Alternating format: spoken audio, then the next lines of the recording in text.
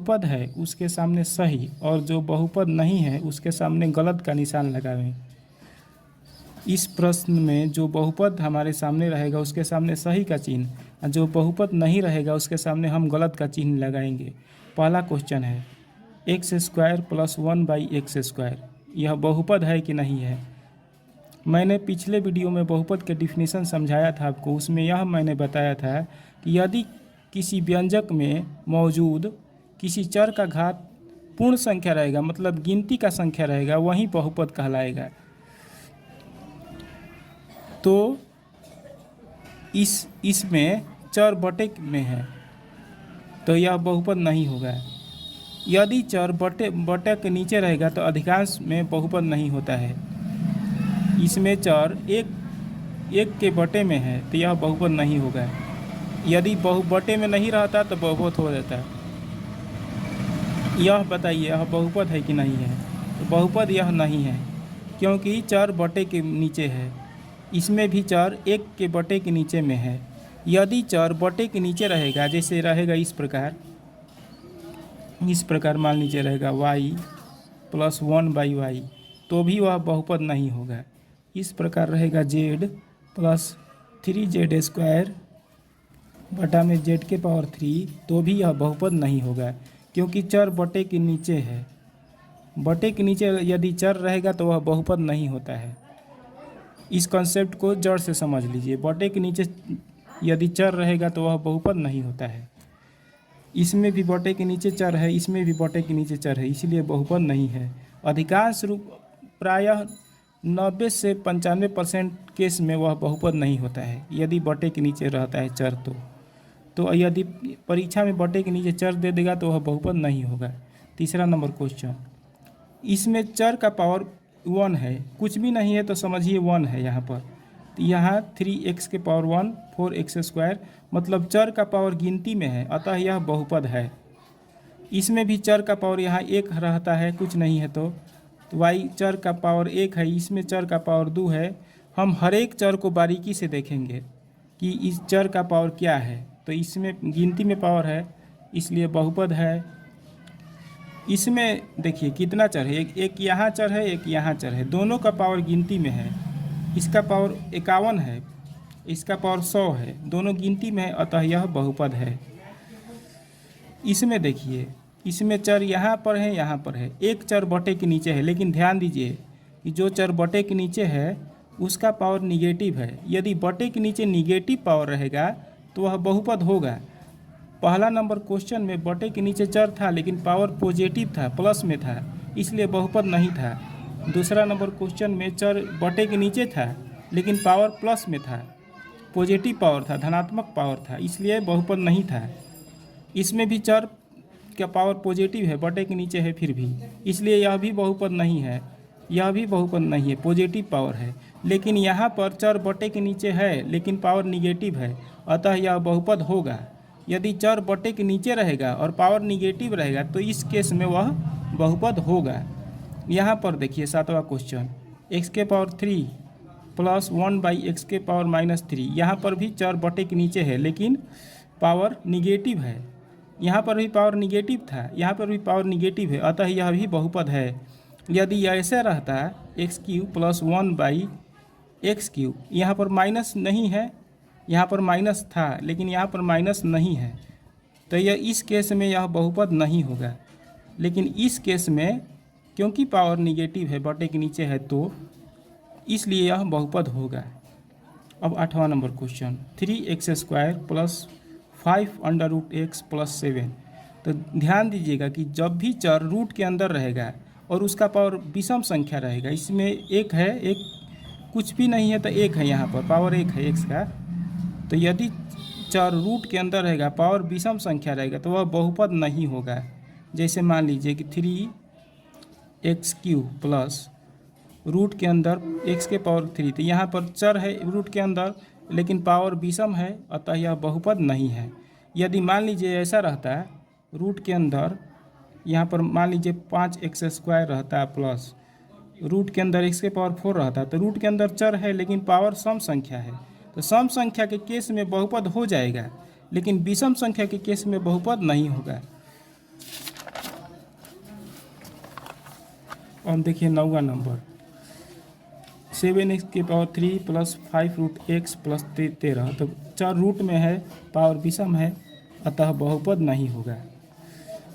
अब देखिए 10वां number root में 7x² प्लस √5x प्लस 11।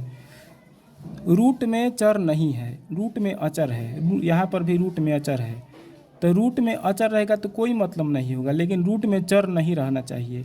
यदि रूट में चर हो तो पावर विषम नहीं होना चाहिए। पावर सम रहेगा तो बहुपद हो जाएगा, लेकिन विषम रहेगा तो नहीं होगा। तो रूट में 7 है, लेकिन रूट में x² रूट से बाहर है, इसमें चर रूट से बाहर है, अतः यह बहुपद होगा क्योंकि पावर गिनती में है। 11 number question 3x³ plus 2√x² plus 18। तो देखिए रूट के अंदर चर है लेकिन पावर सम संख्या है, अतः बहुपद होगा क्योंकि रूट के बाहर निकल जाएगा x, ऐसे हो जाएगा 3x³ प्लस 2x रूट के बाहर आ जाएगा प्लस 18। तो देखिए बहुपद हो गया कि नहीं, हो गया ना। अब 12 नंबर देखिए 4x5 प्लस 8√x4 प्लस 13। तो चूँकि रूट के पावर चर है लेकिन चर का पावर सम संख्या है, अतः बहुपद होगा। यदि यहाँ विषम संख्या पावर में रहता, जैसे ऐसे रहता है 3x² प्लस 2√x5, तो 5 क्या है, विषम है पावर, तो इस केस में बहुपद नहीं होगा। अब 13 नंबर क्वेश्चन देखिए 9x6 plus 7x5 plus 9x√x8 plus 12। तो रूट में x है लेकिन पावर सम संख्या है, इसलिए बहुपद होगा। 14 नंबर सवाल 12x8 plus 9x7 plus 6x6 plus 5x3 plus 2x-1। तो चूँकि चर का पावर -1 आ रहा है, चर का पावर माइनस में नहीं होना चाहिए। मैंने अपने पहले वीडियो में बताया था कि चर का पावर निगेटिव नहीं होना चाहिए, कहीं भी चर का पावर निगेटिव नहीं होना चाहिए। अगर चर का पावर निगेटिव होगा तो वह बहुपद नहीं होता है, तो यह बहुपद नहीं है। तो यदि किसी भी चर का पावर निगेटिव दे देगा, चाहे बटे में दे देगा चाहे रूट में दे देगा, तो बहुपद नहीं होता है।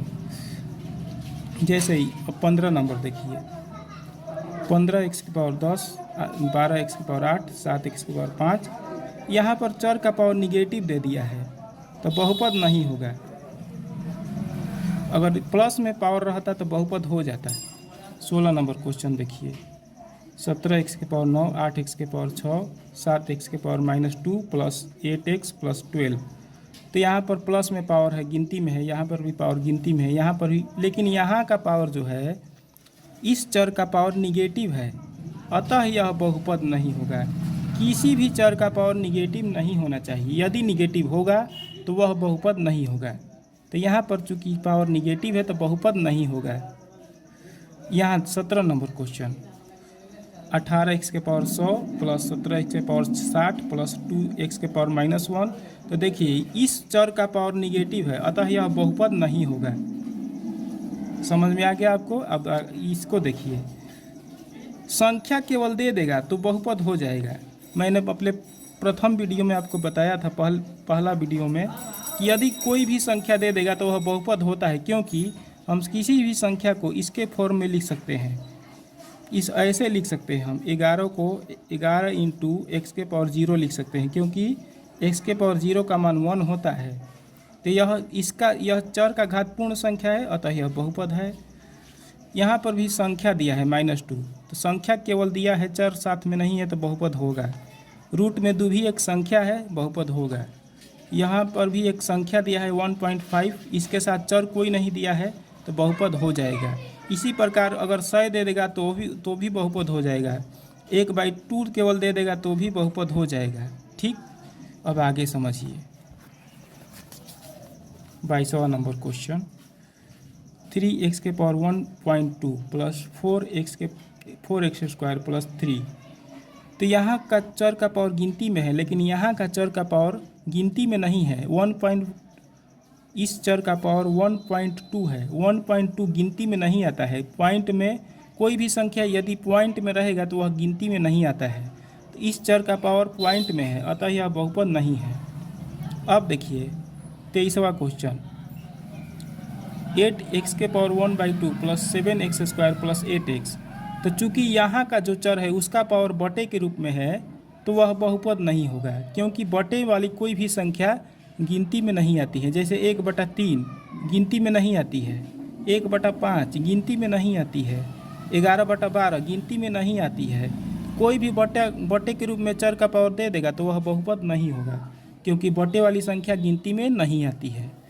ठीक, अगर मान लीजिए कि ऐसे आपको दे देगा 3x² प्लस 5 × x⁻11/13 प्लस 8, तो बताइए अब बहुपद है कि नहीं? नहीं होगा बहुपद। कहिएगा कि क्योंकि इस चर का पावर बटे के रूप में है अतः यह बहुपद नहीं है। अब देखिए 24 number question 17x⁻12 plus 8x⁸ plus 7x⁻1/3 plus 9। तो कहिएगा कि इस चर का पावर गिनती में है, इस चर का पावर गिनती में है, लेकिन इस चर का पावर गिनती में नहीं है, क्योंकि 1/3 दिया है। इस चर का पावर बटे के रूप में है अतः यह बहुपद नहीं होगा। सभी चर का पावर गिनती में आना चाहिए, इस चर का पावर गिनती में नहीं है, इसलिए यह बहुपद नहीं होगा। 25वां नंबर क्वेश्चन देखिए, मैंने आपको पहले बताया था, पहला क्वेश्चन में बताया था कि यदि चर बटे के नीचे रहेगा और उसका पावर प्लस रहेगा तो वह बहुपद नहीं रहेगा। जैसे मान लीजिए कि दे देगा 3y + 1/y, तो यहाँ y² मान लीजिए, यहाँ पर y के पावर 3 मान लीजिए ऐसे दे देगा। तो देखिए कहिएगा कि चूँकि चर नीचे दिया है, बटे के नीचे दिया है, उसका पावर प्लस है तो बहुपद नहीं होगा। यदि चर इस प्रकार देता है 5z³ + 1/z⁻⁴, तो चूँकि चर बटे के नीचे है लेकिन पावर निगेटिव है तो तब बहुपद हो जाएगा। लेकिन पावर यदि बटे के नीचे चर रहेगा, पावर पॉजिटिव रहेगा तो बहुपद नहीं होगा। इसमें भी पावर पॉजिटिव है तो बहुपद नहीं है, इसमें पावर निगेटिव है तो बहुपद है। यहाँ पर चर बटे के नीचे है और उसका पावर प्लस में है तो बहुपद हो जाएगा। मैंने बताया है कि चर बटे के नीचे रहेगा और प्लस में पावर रहेगा तो बहुपद हो जाएगा। ऊपर वाला सब चर सही है, पावर पॉजिटिव है, गिनती में है। अब 27वां नंबर क्वेश्चन 8x⁻−1 7x² + 3 बहुपद है कि नहीं है बताइए। तो कहिएगा कि इस चर का पावर निगेटिव है इसलिए यह बहुपद नहीं है। किसी भी चर का पावर निगेटिव नहीं होना चाहिए, या बटे के रूप में नहीं होना चाहिए, या पॉइंट के रूप में नहीं होना चाहिए। यदि ऐसा रहेगा तो बहुपद नहीं होगा। यहाँ पर माइनस में है तो बहुपद नहीं है।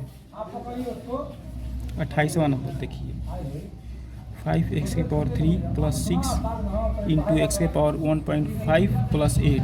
तो कहिएगा, पूछेगा कि यह बहुपद है कि नहीं, तो कहिएगा कि चूँकि इसमें इस चर जो है, इस चर x का पावर पॉइंट में है इसलिए बहुपद नहीं है। 29 number question 19x⁻20 + 8x⁻12 + x⁻1/5। कहिएगा इस चर का पावर गिनती में है, इस चर का भी पावर गिनती में है, लेकिन इस चर का पावर बटे के रूप में है अतः यह बहुपद नहीं है। अब 30वां नंबर क्वेश्चन देखिए, पूछेगा कि यह बहुपद है कि नहीं, तो कहिएगा इस चर का पावर गिनती में है, इस चर का पावर भी गिनती में है, यहाँ एक है होता है, लेकिन इस लास्ट वाला जो चर है रूट के अंदर है, लेकिन रूट के अंदर है और सम उसका पावर है, पावर सम संख्या है। तो मैंने बताया था कि यदि रूट के अंदर रहेगा चर और पावर सम संख्या रहेगा तो वह बहुपद हो जाएगा। यदि मान लीजिए यहाँ विषम संख्या रहता है तो बहुपद नहीं होता है।